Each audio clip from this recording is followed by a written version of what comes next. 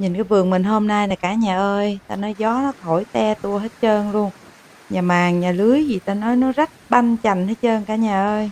Biết bao nhiêu là cây, ta nói nó đau lòng xót dạ. Bây giờ nhìn chỉ có biết thở dài thôi mọi người, chứ hết biết làm sao rồi. Mình nói vậy thôi chứ mình nhìn cái cảnh này mình cũng quen thuộc rồi. Hồi trước mình trồng cây ở miền Trung mọi người, năm nào mà không có gió, không có bão. Mỗi lần bão còn dữ hơn ở đây nữa, cây mà ta nói gió nó tuốt không còn một cái lá. Cái vườn này mình trồng đúng 1 tháng nè, cây đang đẹp lung linh luôn, còn đúng 3 hôm nữa là mình thụ phấn rồi đó. Tối hôm qua chỗ mình gió mạnh mà cây trong vườn nó ngã hết trơn, còn cái nhà màng của mình thôi. Nhà màng, nhà lưới gì ta nói nó xé ra từng miếng hết trơn, tóc mái đều lên hết trơn. Tự nhiên lên thấy cái vườn cái nhức nhức cái đầu nó chóng mặt quá trời quá đất rồi mọi người ơi. Đang đứng suy nghĩ không biết có nên dọn vườn làm tiếp không hay là đợi hết mùa mưa rồi làm. Không mấy mình xuống mình xách cái giỏ là mình đi chơi mấy ngày cho khỏe rồi về mình làm tiếp chứ bây giờ đuối quá à. Cái năm trước với năm này cái sao mình nó xấu, mình làm đâu hư đó mọi người ơi. Mình cũng siêng năng chịu thương chịu khó dữ lắm chứ mà tại làm như là cái năm xui tháng hạn mọi người. Làm tới đâu nó hư tới đó à.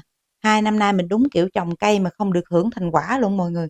Mọi người nhớ cái vườn Đà Nẵng không? Mình đang trồng một vườn bí mặt trời nè, rồi dưa rồi cà đủ thứ chứ. Cây đang chuẩn bị trái, chuẩn bị chín rồi đó. Là mình đi, mình về Vĩnh Long mình ở nhà má mình ha. Nhà má mình chỗ má mình thì không nói đi. Cái vườn dừa nó che hết nắng mình không trồng được gì. Rồi mình tìm chỗ nhiều nắng mình làm cái vườn nhà lưới đó mọi người, cái nhà lưới mà rộng 500 mét vuông đó. Mọi người thấy mình trồng không? Đủ thứ trên đời, dưa sắp chín rồi bắt đầu là mình lại đi. Cái vườn dưa này coi như là hư hết trơn rồi. Cái lá dưa mà nó dập như vậy là hết cứu được rồi mọi người. Cái mùa mưa rất khó trồng dưa mà mình trồng được cái vườn dưa như vậy thì nó rất là giá trị. Ở trong nhà màng cây cũng hư mà bên ngoài cây cũng te tua hết trơn luôn. Coi hàng đu đủ nè mọi người nè. Chuối nè, nó ngã nó nằm la liệt cái chân thấy thương chưa? Trời ơi, còn cái bữa lá dứa nè, bữa nằm tuốt kia nè, mà nay là gió thổi văng ra tới ngoài đây luôn. Cây mãng cầu này hồi tối hôm qua mình lấy túi vải mình bao lại ha, được 20 trái. Cây mãng cầu này sai quả cực kỳ luôn mọi người, ngã luôn rồi nè, không biết rồi dựng lên còn sống nổi không nữa. Coi gió thổi cái lá chuối nó tưa ra nè mọi người. Ai ở cái vùng nào mà hay bị gió lớn á, nhìn cái là thấy cây chuối này nó rất là quen thuộc luôn. Trồng cây vào cái mùa mưa thì nó khó và cái rủi ro nó cao. Mùa mưa thì không nên trồng dưa cà đâu mọi người. Mình biết thời tiết cái mùa mưa nó khó nhưng mình vẫn trồng dưa thì mình chấp nhận thôi. Trồng dưa mùa mưa thì nó hên xui lắm, nếu như không có bão thì không sao, còn thiên tai bão lũ thì mình phải chịu. Nhưng không sao, chịu cực chút xíu là mình làm lại được hết, chỉ sợ là lười biếng không chịu làm thôi. Rút kinh nghiệm mùa mưa này hạn chế trồng dưa, thích thì trồng ít ít thôi chứ đừng làm một vườn y như mình nha mọi người. Cái vườn này cũng khoảng tầm 200 cây á. Mùa mưa này mọi người trồng bầu bí mướp nó dễ hơn, nó cũng khó, mùa mưa nó cũng khó nhưng mà nó ít trái nhưng mà cũng dễ hơn dưa. Trong các loại cây hoa màu thì cây dưa trồng mùa mưa là khó nhất. Coi nhà màng của mình là mọi người, nó xé hết hơn nữa cái nhà màng rồi. Tầm 2-3 hôm nữa hết mưa mình sẽ làm lại cái nhà màng này, nó bị rách màng phía trên hơn nữa. Lưới xung quanh thì coi như rách gần như là gần hết luôn á. Mấy cây trái bên ngoài nhà lưới nhìn vậy chứ nó không sao, mình dựng lên chừng khoảng tháng 2 tháng sau là mình kích rễ kích đồ bón phân là nó đẹp trở lại à. Chỉ có cây dưa này mọi người, cây hoa màu này là coi như là bị gió kiểu này lá nó dập hết trơn là hết cứu. Để xử lý cái vườn dưa này thì mình coi cái lá nào bị dập rồi thì mình sẽ cắt bỏ. Những cái dưa lưới nào nó bị gãy đọt là cắt bỏ luôn. Dưa hấu gãy đọt còn cứu được, còn dưa lưới gãy đọt là coi như bỏ. Bây giờ mình sẽ cắt hết lá khúc dưới, nếu như cái thân cây nó còn nguyên, cái phần ngọn nó còn phát triển thì mình sẽ cắt hết lá, mình giữ lên ngọn cho nó ra lá mới. Mình dọn xong vườn này chắc mình trồng bầu bí mướp mọi người ơi cho nó dễ đi. Dưa mùa này trồng khó quá. Vụ dưa này có bạn nào đang trồng theo mình không? Đang trồng mà mình nghĩ dở dang vậy, nếu bạn nào không biết thì cứ gọi điện hoặc nhắn tin cho mình nha. Video trước thì mình cũng có chia sẻ cái đoạn sau đó mọi người, từ cái đoạn thụ phấn cho đến khi mà chăm sóc bón phân cho đến khi thu hoạch luôn á. Rồi mình cũng có cái video bón phân cho trái dưa nó nhanh to nữa đó. Trồng cây chăm cây nó không mệt chứ mà dọn vườn sao bão nó mệt dữ lắm mọi người. Mình không biết là đây là lần thứ mấy mình dọn vườn sao bão rồi đó.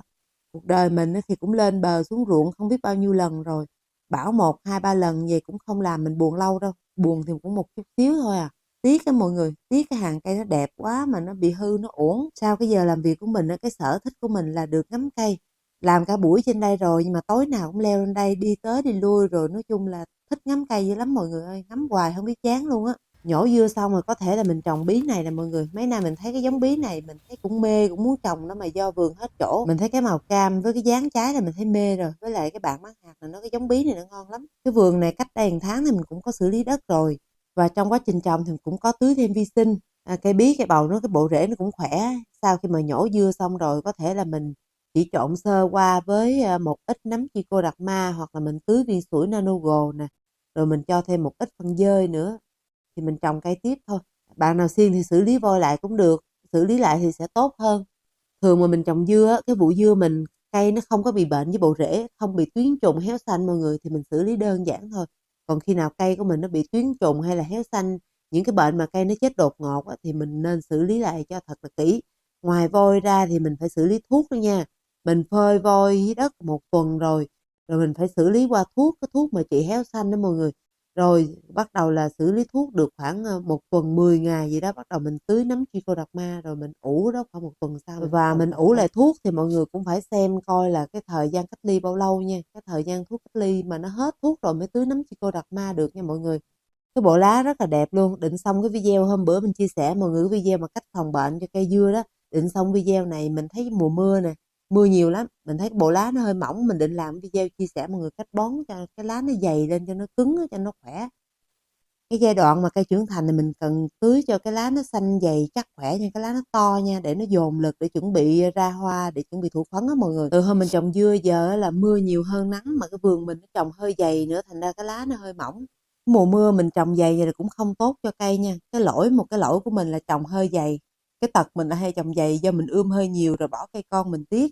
Cái việc mà trồng cây dày thì cái rủi ro rất là cao nha. Mùa mưa nó đã bị thiếu nắng rồi, mà mình trồng dày nữa lại càng thiếu nắng hơn. Và cũng nhiều farm họ trồng số lượng lớn họ bị thất bại do trồng dày này mọi người rút kinh nghiệm từ mình đó, trồng thưa ra để cho cây nó được đón nắng từ trên xuống dưới. Cái cây dưa mà nó không được đón nắng từ trên xuống dưới á, thì nó sẽ phát sinh nấm bệnh rất là nhiều nha. Tại vì cái ở phía dưới cái chỗ đất đó mọi người, lúc nào nó cũng ẩm thấp, cái độ ẩm nó cao, nó sẽ phát sinh nấm bệnh từ dưới lên trên nha. Và cây mà bị thiếu nắng thì cái lá nó mỏng thì nó sẽ quang hợp kém hơn so với những cái lá dày.